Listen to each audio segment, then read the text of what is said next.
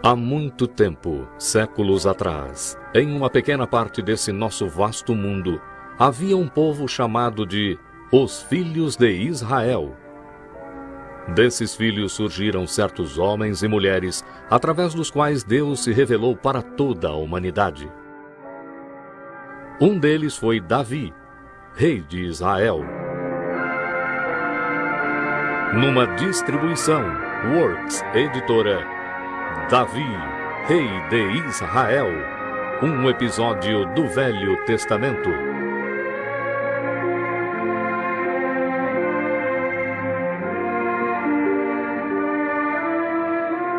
Versão brasileira, Estúdio de Cinema, São Paulo. Davi de Belém, vencedor do gigante Golias e outrora favorito do rei Saul, estava se escondendo no deserto de Judá, vivendo em uma caverna como um animal perseguido, porque o rei tinha ciúme de Davi e queria matá-lo. Mas Davi não estava sozinho. 400 homens de toda a parte de Israel se juntaram a Davi, homens que estavam descontentes, em aperto ou endividados, e Davi se tornou o seu líder. Um dia Davi soube que alguns do seu povo estavam em apuros. Os filisteus atacaram Keila e estão roubando o trigo do povo. Eu devo ir e enfrentar esses filisteus? Eis que tememos aqui em Judá, quanto mais indo a Keila. Os homens de Davi tinham medo de sair do seu esconderijo, porque o rei Saul descobriria onde eles estavam. Mas, como sempre, Davi pediu orientação a Deus.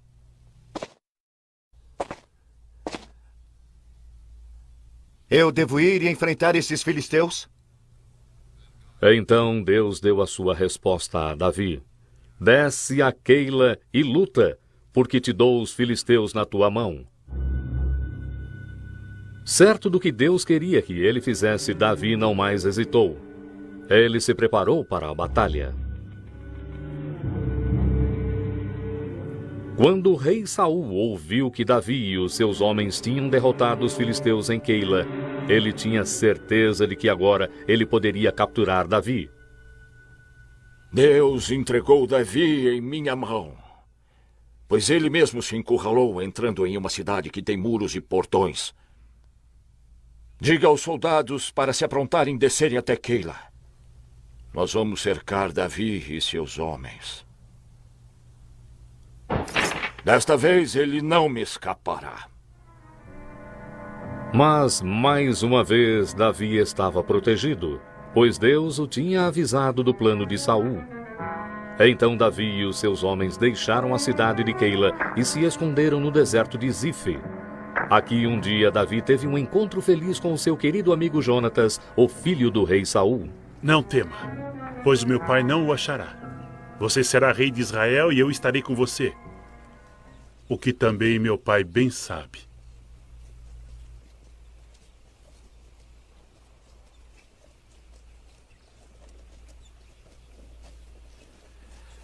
Se suas palavras forem verdade, Jonatas, e eu um dia for rei, então manterei o meu pacto com você. Sempre será o meu melhor amigo, e nada ficará entre nós. Eu juro, perante o Senhor. Assim, Davi e Jonatas renovaram seus votos de amizade. E apesar deles nunca mais se verem, Davi sempre conservaria a lembrança desse príncipe que fora um amigo leal, mesmo arriscando a ira do seu pai.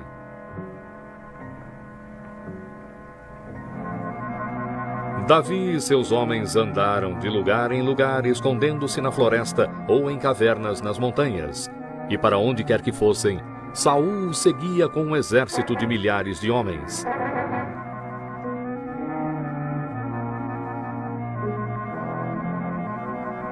E aconteceu que, um dia, o rei Saul e o seu exército passaram perto de uma caverna no deserto de En-Gedi, onde Davi e os seus homens estavam se escondendo.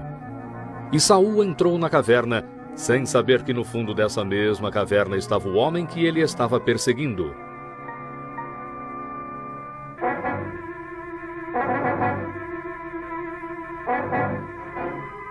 Aqui, na escuridão da caverna, estava a chance de Davi se livrar do seu inimigo. Ao menos assim acreditavam os seus homens.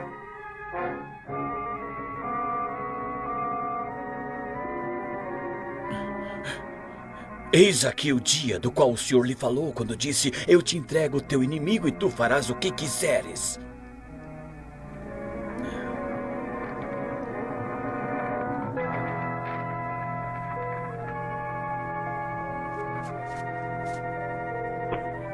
Mas tudo o que Davi fez foi cortar um pedaço do manto de Saul. Então ele voltou para as sombras da caverna. Quando Davi se recusou a ferir Saul, os seus homens quiseram matar o rei, mas Davi não deixou. O Senhor me proibiu pôr as mãos naquele que o Senhor ungiu para ser rei. Vamos.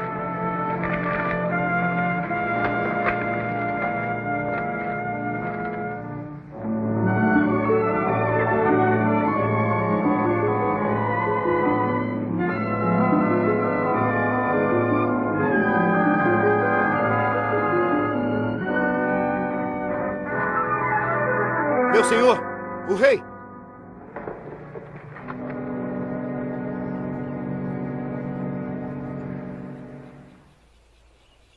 Por que dão ouvidos a esses homens que dizem Davi procura o seu mal?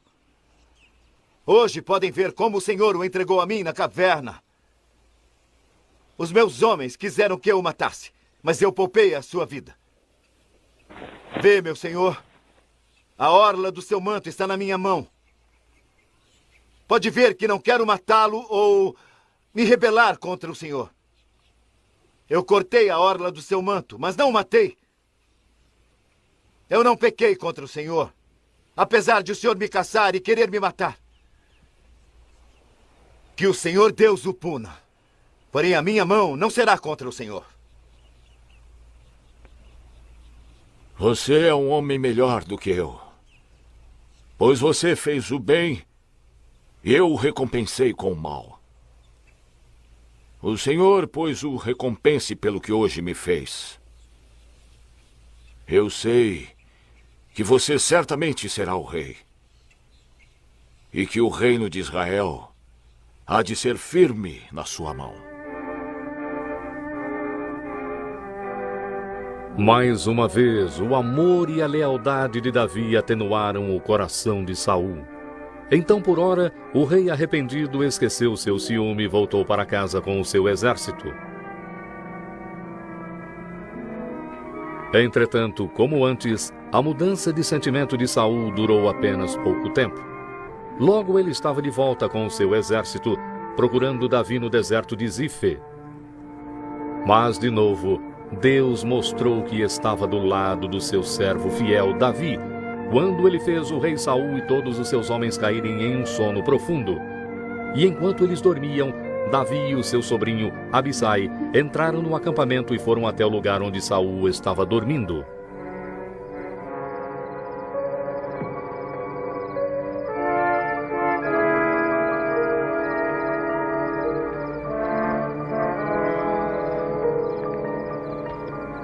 Deus lhe entregou seu inimigo. Deixe-me encravá-lo na terra com um golpe de sua lança, e não o ferirei pela segunda vez. Não o mate. Porque quem faz mal àquele que o Senhor ungiu rei será punido. Vive o Senhor, que o Senhor o punirá. Ou o seu dia chegará em que morrerá de morte natural, ou morrerá na batalha. O Senhor Deus me proibiu de pôr as mãos naquele que o Senhor ungiu. Tome a sua lança e a bilha de água e vamos.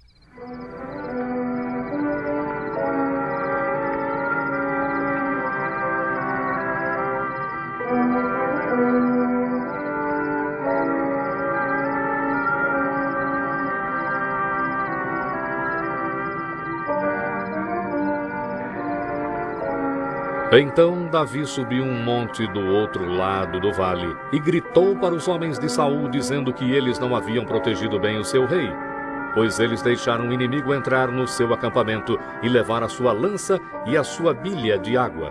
Quando Saul acordou e ouviu a voz de Davi, ele percebeu que de novo Davi havia poupado a sua vida. Mais uma vez o rei ficou envergonhado e prometeu parar de tentar matar Davi. Meu filho, Eu pequei. Volte, Davi. Eu não tentarei fazer-lhe mal de novo. Mas o rei Saul já havia quebrado as suas promessas muitas vezes. Davi não podia mais confiar nele. E assim Davi deixou a terra de Israel e foi viver na terra dos filisteus. Lá ele ficaria com a sua família e os seus seguidores fiéis enquanto Saul permanecesse rei. Por mais de 1 ano, Davi ficou na terra dos filisteus. Então um dia veio um mensageiro da terra de Israel com a notícia de que Saul estava morto. Tendo morrido no campo de batalha, a coroa real e a braçadeira foram levadas para Davi. Então Davi esqueceu todo o mal que o rei fizera contra ele e chorou sinceramente por ele e pelo seu amigo Jonatas, que morrera na mesma batalha. Como caíram os valentes! Como caíram os valentes! Depois da morte de Saul, Davi foi viver em Hebrom. Lá os anciãos de Judá o haviam ungido. Mas 7 anos se passaram até que todas as outras tribos de Israel estivessem prontas para ungí-lo como seu rei. Quando Isbosete, um outro filho de Saul, morreu, os anciãos do povo vieram a Davi em Hebrom. Mesmo no passado, quando Saul era o nosso rei, tu lideraste Israel na batalha, e o Senhor te disse: tu apacentarás o meu povo de Israel, e serás príncipe sobre Israel. Assim, mais uma vez, Davi foi ungido para ser rei. Desta vez sobre todas as 12 tribos de Israel. Então o propósito de Deus para enviar Samuel muitos anos antes para ungir Davi tinha se realizado. Agora Davi reinava sobre um grande povo e Deus o abençoou e lhe deu muitas vitórias sobre os seus inimigos. Mas Davi permaneceu humilde e temente a Deus e honrou Deus em todas as coisas. O amor de Davi por Deus o fez construir um novo tabernáculo para a Arca do Concerto e levar a arca para Jerusalém. Uma grande multidão de israelitas se reuniu para celebrar a mudança da arca. Este era um dia feliz porque a arca era um sinal da presença de Deus e muitos não a haviam visto desde que fora levada pelos filisteus. Mas apesar da arca ter sido trazida de volta para Jerusalém, Davi não estava satisfeito.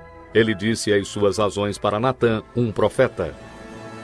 Eu moro em um palácio de cedros, e a arca de Deus mora em uma tenda. O que tem em mente?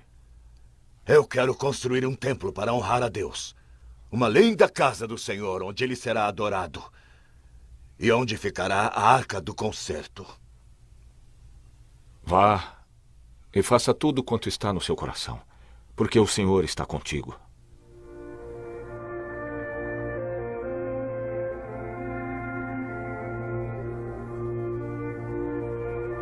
Entretanto, naquela mesma noite, o Senhor falou com Natã e revelou que não Davi, e sim o filho de Davi, teria a honra de construir o templo. E Natã contou tudo isso a Davi e também a promessa maravilhosa de Deus para o filho de Davi. Ele edificará uma casa em meu nome, e confirmarei o trono do seu reino para todo sempre. Eu lhe serei por pai, e ele me será por filho. Se ele pecar, vou puni-lo, mas a minha bondade se não apartará dele como a tirei de Saul. A tua casa real e teu reino serão firmados para sempre. Enquanto Davi ouvia, ele se encheu de gratidão e foi para o tabernáculo para abrir o seu coração ao Senhor em oração. Quem sou eu, Senhor Deus? E qual é a minha casa que tu abençoaste tanto? E ainda foi isto pouco aos seus olhos. Tu me fizestes grandes promessas para o futuro da minha casa. Sim, gerações futuras continuariam o trabalho que Davi começara. E com essa promessa, Davi se alegrou. O seu filho Salomão um dia edificaria um lindo templo como a casa do Senhor, e ainda um outro descendente de Davi, o Messias, um dia construiria uma estrutura mais duradoura ainda, um templo espiritual que seria eterno, a Igreja de Deus nos corações do seu povo.